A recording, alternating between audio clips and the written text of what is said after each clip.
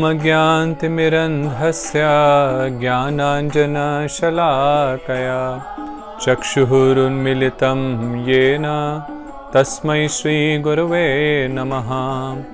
Jai Shri Krishna Chaitanya Prabhu Nityanand Shri Advaita Gadadhar श्रीवासादि Gaur भक्तवृंद। Hare Krishna Krishna Krishna Hare Hare, Hare Ram Ram Ram Hare Hare. Hare Krishna. Srimad Bhagavad Gita chapter 1 verse number 16. Ananta Vijayam Raja Kunti Putra Yudhishthiraha Nakulaha Sahadevascha Sughoshamani Pushpakau. Maharaj Yudhishthir, the son of Kunti, blew the conch named Anant Vijay. Nakul blew the Sughosh conch, and Sahadev blew the conch known as Mani Pushpak. So after describing the conch shells blown by Shri Krishna and Arjun as well as Bhim, the two great warriors out of the 5 Pandav brothers, now Sanjay is describing the conch shells blown by the other 3 Pandav brothers, with Yudhishthir being the eldest of all of them. The name of his conch shell was Anant Vijay. Anant means unlimited and Vijay means victory. Means that Maharaj Yudhishthir was always victorious, and his conch shell was declaring this, that in this war the Pandavs' army will be victorious. Maharaj Yudhishthir was the eldest of the 5 Pandavas, and here he is referred as Kunti Putra, as Kunti was the mother of Yudhishthir, Arjun and Bhim. As we discussed during the history of Mahabharata, that Pandu was cursed by a Brahman Rishi whose name was Kindama when he and his wife were shot accidentally by Pandu. He was cursed that any time he approaches a woman to have a child, he would die. So Pandu could not beget children from his wives Kunti and Madri, but then Kunti shared with him that she has this special boon by the mercy of Durvasa Rishi, that she can invoke 5 different demigods to have children. She had already used one time the boon with the sun god, as a result of which Karna was born, but she did not share this with Pandu. So Pandu suggested that they should invoke Dharamraj, the Lord of Death, who is also one of the Mahajans and the one who is considered the protector of Dharma, or the king of Dharma, Dharmaraj, because they wanted to have a very truthful, knowledgeable and just son who will become the next king of Hastinapur. Actually, when Pandu was cursed by this Rishi, to atone for his sins, he abdicated his throne and asked his elder brother Dhritarashtra to take care of the throne till an heir was born to him. Yudhishthir from his childhood displayed all the qualities of a truthful, just, honest person. He would never speak a lie. He was also a very great warrior himself. He was expert with the spear, and it is said that he could penetrate a very strong wall also with his spear. It is also said that his chariot always flew about 4-finger distance above the ground, and this was the result of his piety and truthfulness. Yudhishthir also had another wife despite Draupadi. Her name was Devika. After he was coronated the king of Indraprastha, he performed Rajsuya Yagya, and with the help of his 4 brothers, he conquered kingdoms in all directions. But then they lost everything due to the game of dice, in which Shakuni along with Duryodhan cheated them. When they were in the forest, that time once Draupadi felt very thirsty, and Bhim, Arjun, Nakul, Sahadev, searching for a water, came to a lake where a Yaksh asked them to first answer certain questions, otherwise he would choke them to death if they tried to take the water without answering his questions. They all defied him and were made lifeless. When Maharaj Yudhishthir came looking for them, Yaksha asked him the same questions and he answered them very, very beautifully. These are described in the one Parva of Mahabharata. One question that was asked by Yaksha is that Kim Ascharyaha, what is the most amazing thing, wonderful thing within this world? To which Maharaj Yudhishthir replied, Ahani ahani bhutani gachanti yam alayam sheshas thavara icchanti kim ascharyaha atah param. That every single day thousands, hundreds and thousands of living entities are dying, but sheshas thavara icchanti, that those who are still here foolishly think that this death, this time of leaving the body will never come to me. This is the most amazing thing in this world. Yaksha, who was actually Dharma, the father of Maharaj Yudhishthir, was very pleased by his answers.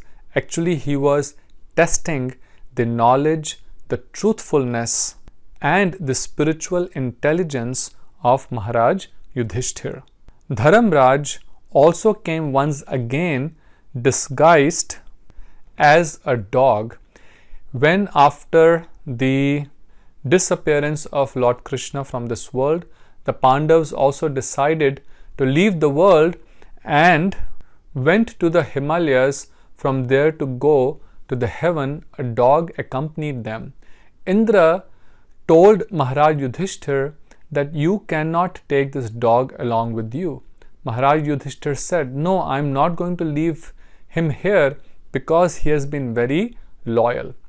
That time Indra said that you let so many of your family members die in the battle of Kurukshetra, to which Maharaj Yudhishthir said that was their destiny. I could not prevent their death, but to abandon this poor dog would be a great sin. This was another test that he passed.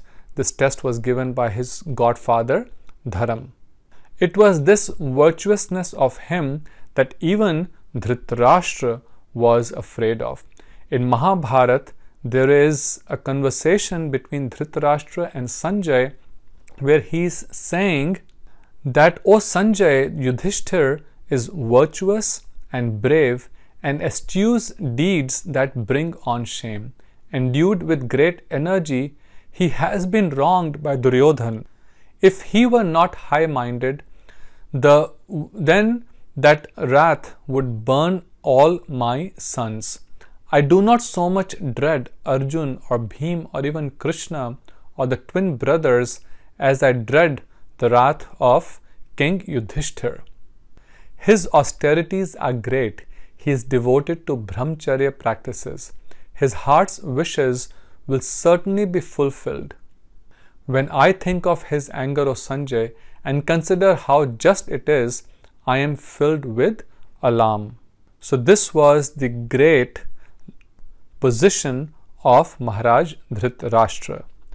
Nakul and Sahadev were his 2 younger brothers, and they were the sons of Madri. After Madri also left her body along with Maharaj Pandu, Kunti looked after these 2 boys just as her own, and the Pandavas and the elder three brothers, Yudhishthir, Arjun, and Bhim, never let them feel that they were from another mother. Even when Madri's brother Shalya tried to convince them to leave the other three brothers and come to his kingdom and become the heir to his throne, suggesting them that they will not be treated very well by the three elder brothers, Nakul and Sahadev refuted his arguments and said they would always live with their three brothers.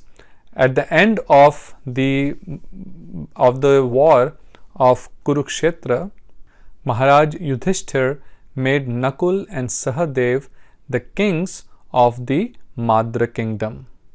Now in the next verse it says, Kashyascha Parmeshwasa Shikhandi cha Maharatha Dhrishtadyumna Viratascha Satyaki cha Aparajitaha Drupadaha Draupadeyascha Sarvashah Prithvi Pate Saubhadrascha Mahabahu Shankhan Dadmuh Prithak Prithak. O king of the earth, Dhritarashtra, that great archer, the king of Kashi, the Maharathi Shikhandi, Dhrishtadyumna, the king of Virat, the unconquerable Satyaki, King Drupad, the sons of Draupadi and Abhimanyu, the son of Subhadra, all one by one distinctly sounded their respective conch shells. So now several other Maharathis or warriors from the army of the Pandavas also blew their conch shells. We have discussed about all these great personalities during the discussion of the history of Mahabharata and some of the previous verses. When Duryodhan was telling about the various warriors in the army of the Pandavas, then we had briefly discussed about each one of them. Here, Sanjay refers to Maharaj Dhritarashtra as Prithvi Pate, or king of the earth, which indicates that the kingdom of Hastinapur pretty much spanned the entire planet. All the kings were under the control of the king of Hastinapur. They all had allegiance to the throne of Hastinapur. It was because of this vast kingdom that Duryodhan, Dhritarashtra and the rest of the Kauravas were so blinded that they did not see what the truth was and were not ready to share even part of their kingdom with the Pandavas. So too much wealth without spiritual basis, without spiritual knowledge, blinds us, and we fail to see what the real purpose of life is. So wealth may come, but we should not forget that this is temporary. We may be the king of the entire earth like Dhritarashtra was, but everything is going to be taken away when we leave this body. They were not ready to give land equal to the tip of a needle to the Pandavas, but no one can take land equal to a tip of a needle with him or her when we leave the body. So therefore, one must also have this realization. And how do we get this realization? This is what Krishna is going to explain in great detail in Bhagavad Gita. We will continue next time. Till that time, Hare Krishna, Radhe Radhe. Have a very blessed day.